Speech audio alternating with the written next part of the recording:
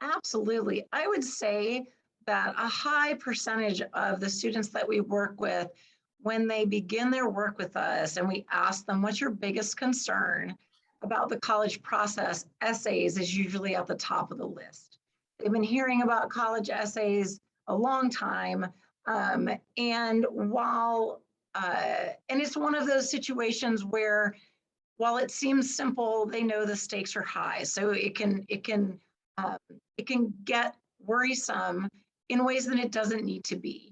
The number one thing to remember is that every essay is truly an opportunity for the student to share something about themselves that isn't visible in other part of the applications. I think a lot of times students come to the essay process thinking that every essay is the equivalent of a cover letter, where they need to really talk about all the activities, basically regurgitate their resume and make sure that the admissions officers have that information front and center. The good news is at UT, they're reading that resume line by line. And so the essays are an opportunity to go a little deeper, to show something that maybe is alluded to on a surface level in the resume, that you get into some depth. One of my favorite functions of essays is when they actually bring the resume even more to life. For example, had a student years ago who had played every sport for a year. And that resume did every sport for a year. Now, you can make a lot of assumptions about what that was about. And the personal statement that she wrote was about how she's an engineer at heart. And her goal in playing every sport was literally to test her own limits and to see what was different about how she reacted and what her body could do in different environments. She's now studying engineering and very happy doing so. And if we hadn't had that essay, you could have had a very different experience with that resume. So being able to really show, the other thing is admissions officers want to get to know the humans behind the applications. They're not just reviewing credentials, they're building communities. And so this is the opportunity for them to really get a sense of not just what you can do, but who you are and how you might impact others on campus, in and outside of the classroom. The essay that most students worry the most about and have heard the most about is the personal statement, which is kind of in the media. That's the college essay that everyone is thinking about and hearing about. This is the opportunity to tell a story that demonstrates positive, unique characteristics about yourself. It's an opportunity for admissions teams to get to know you as a person, what's important to you, your values. And I would say one of the biggest, I think, myths about this essay is that it needs to be what we call a neon moment. Students will come to me and say, well, nothing's really happened to me. I haven't really had, this experience where, I almost fell off a mountain, or, something particularly difficult or tragic happened. Those don't necessarily need to be the topic. Some of the best college essays are about baking cakes or mowing the lawn, and basically just a student telling a story where they get to share a little bit of themselves. It takes the place not of a cover letter or a resume, but of an interview. So what might come across about a student if they were sitting across from you? What might jump out at you about their enthusiasm for something, their sense of humor, things like that? That's really what the personal statement is all about. It's about between 500 and 700 words, which for most of our students is not very long. Most students are coming to the application table having written a lot longer. And it really is the ability to show and reflect on something that happened. It is that reflection that makes it unique, not necessarily what the story is about, but the student's perception of why it was meaningful that really speaks to the admissions team. Julie, would you add anything to that? Well, what I would add is, if you are stuck on trying to figure out what you want to write about, some of the things I've been doing lately with students that has been really successful is getting them to think about turning points that have been impactful to them in high school? Not necessarily big ones, but if they think back on, like in a book or a movie, when there's a turning point, the story moves forward, right? So in your own life, in high school, if you think back, what was a turning point where your story moved forward? You made a decision to join something, or you decided to do something, or whatever it could be. What was that?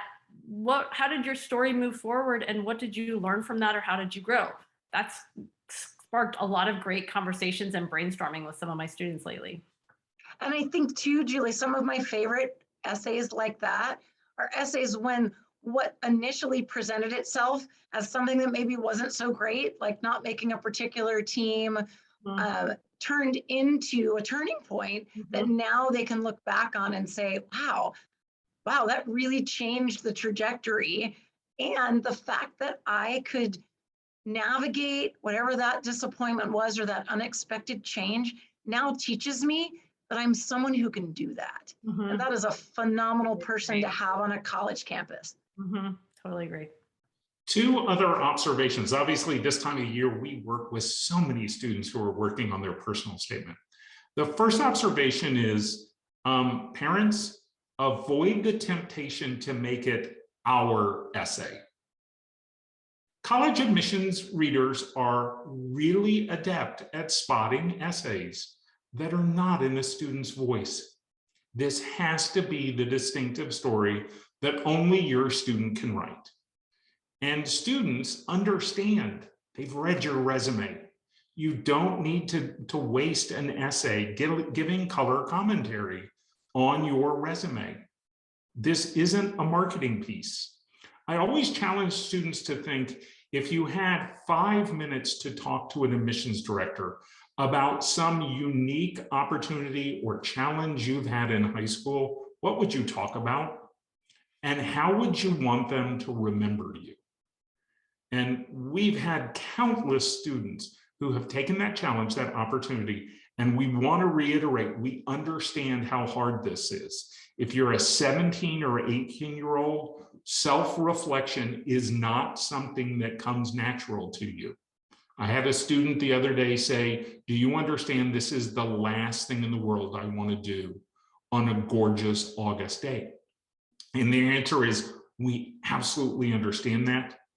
And give yourself the chance to do the humble brag, to talk about yourself, but also to share about the struggles you might have had that built you into the resilient student who will thrive at UT Austin. Allison, this year, UT has made some changes to their short answer supplements. Before we go through them prompt by prompt, can you talk a little bit at a high level about the idea of the short answer supplements at UT Austin? Absolutely. The first thing that I would say is, once you've written a personal statement, or even just knowing that one exists, when you see the short answers, it can be counterintuitive to realize that in many ways, these are as or more important than that personal statement for several reasons. And so my first piece of advice is take them seriously, take your time. They are a little bit more challenging than they look, and it's absolutely worth the time to take to really polish them, to really make sure you're answering the prompt. And one of the kind of the bonus round of these is letting them work together to complement each other. So one of the things that that we do at College Matchpoint is we take all the prompts and put them together, put them next to each other, literally on a grid, and we literally map. Okay, if the personal statement's going to focus on this piece of you, where does that piece of you that joined rowing as a freshman and ultimately, became really good at it, even though you hated it for the first 2 years, where does that go, right? And so we really look at ways to not only make sure that each essay is getting its due and that you're spending the time to make sure that you've answered the prompt, but really, how can they work together? So for example, the student that I talked about who played every sport because she was an engineer, she told that story in her personal statement, she was also someone that was really passionate about service. And so we wanted to make sure that that piece of her got its due in another essay. She was also someone that had navigated a learning difference, which also demonstrates some resilience. And so we really looked for ways, we think about those factors, like Julie said, that really build you into who you are.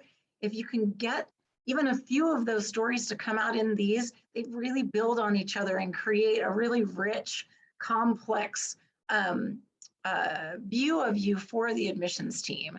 And so thinking not just each one knock it out, but thinking about them together and how they might complement each other. Julie, anything to add here? No, I think you did a beautiful job. The only thing I'd add is make sure to use specific examples. Like the worst, what is not your friend is generalities. So give deep examples with lots of specifics. Two good examples of that. I have always been interested in computer science. That's really wonderful for an 8th grader. For a student who is applying for a competitive program like UT Austin is looking for specificity, areas where you've translated that interest into involvement, into initiative and impact. And then the second specific thing, and I think Allison and Julie are constantly encouraging students to do this, answer the question, what is your first choice major? I plan on majoring in economics at UT Austin. You do not want someone on your major's essay to try to infer what major you're applying to. I always like to say for our students that this is your opportunity to make the admission reader's job easy. Just keep it so clear. Like, absolutely, look how much I'm an engineer. We want to make it just so easy for them to do their job, to see not only what you can add to the campus, but that fit to major piece is one of the first things that they're going to be concerned about. So let's just knock it out for them, make it super easy and get it in the first couple sentences of that major essay. The other thing that I would say, like Julie said, to be specific. The other thing is to be specific about UT. If they ask how you're going to make an impact, rather than saying, I'm going to be active in the classroom, talk about specifically what that might look like. I'm really curious and I ask 1,000 questions, and I really look forward to contributing that to the classrooms that I participate in at UT.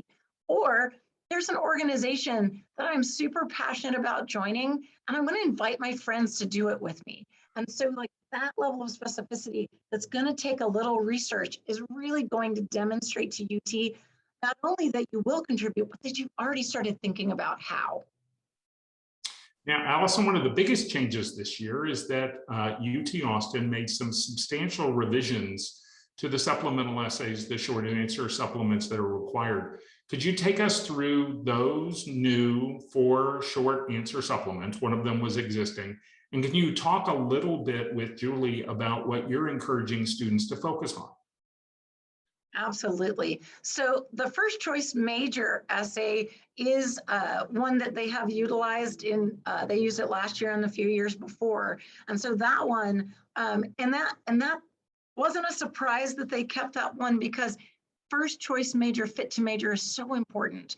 And so we kind of talked a little bit about that one.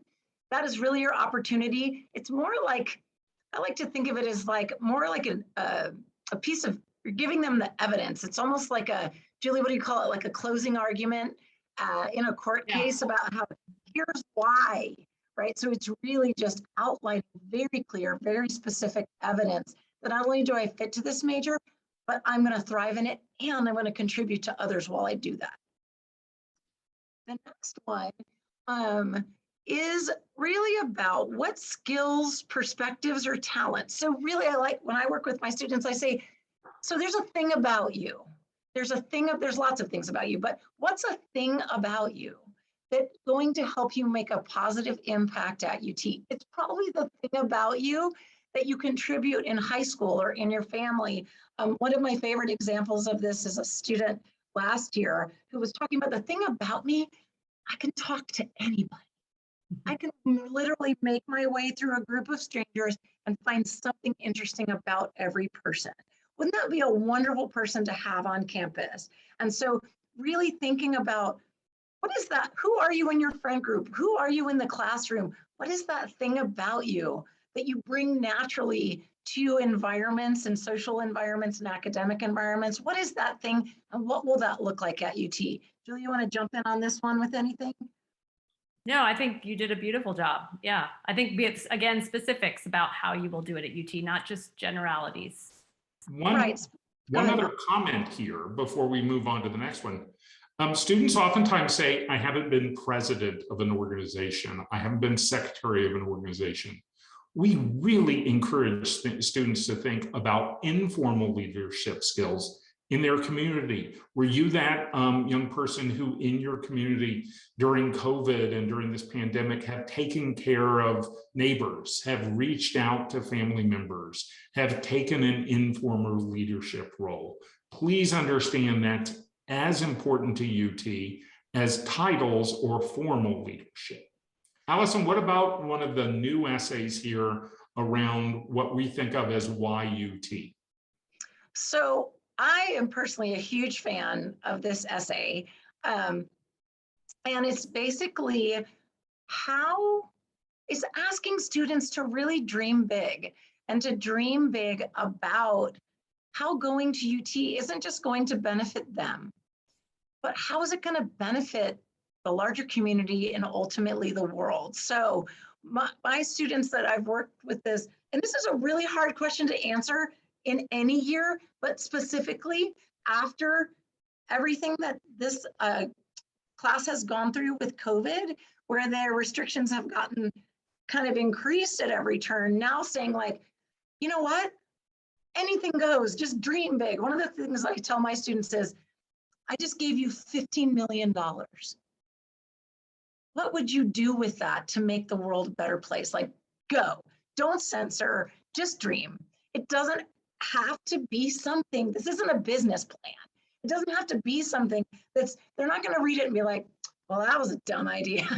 They really want to see you dream. And in that, they're really seeing your values come through. What is important to you? I've had students discuss Austin Pets Alive. I've had students discuss global climate change. And so really thinking about what are those issues that are really important to you. And then the next step of the essay is really identifying outside of your major, even outside of the classroom, this enormous university filled with resources in terms of people, in terms of mentors, in terms of connections and organizations. How might that help you? And so that's almost like a research project scavenger hunt to figure out like, whoa, even outside of my major, there's this cool certificate program that'll help me learn more about environmental sustainability and advocacy. So I'm going to do that. Also, there's this amazing student organization where I could even develop some leadership skills while I get involved in advocating for sustainable architecture.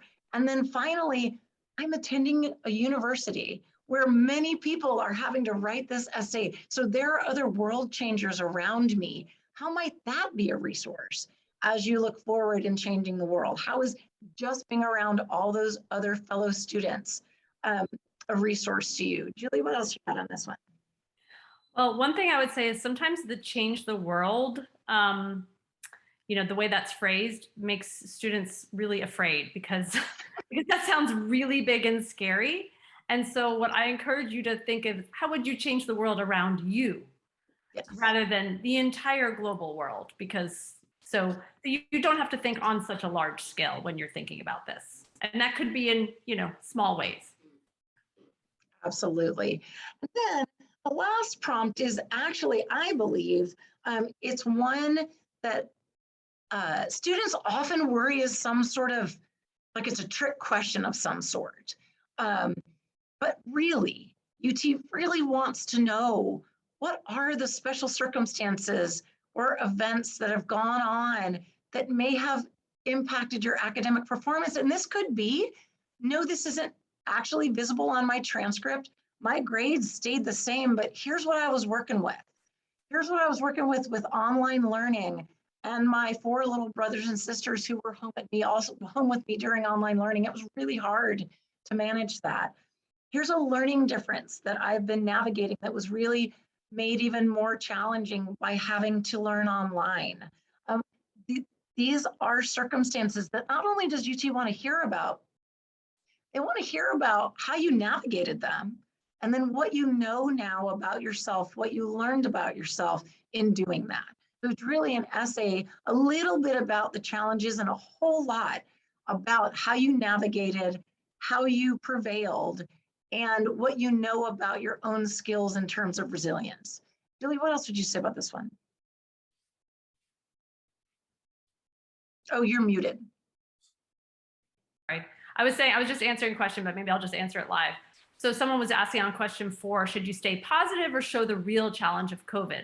And I would say you should do both.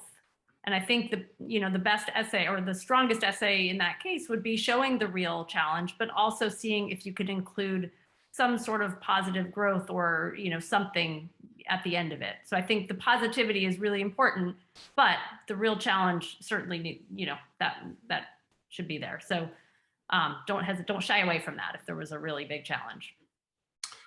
As we turn our attention away from essays, a reminder here, students want the opportunity to tell their story, to not just be a number. UT Austin is responding to that desire, and we urge students to spend the time. Don't rush through these. Don't do these in one draft and hope that Grammarly catches all the errors and hit submit.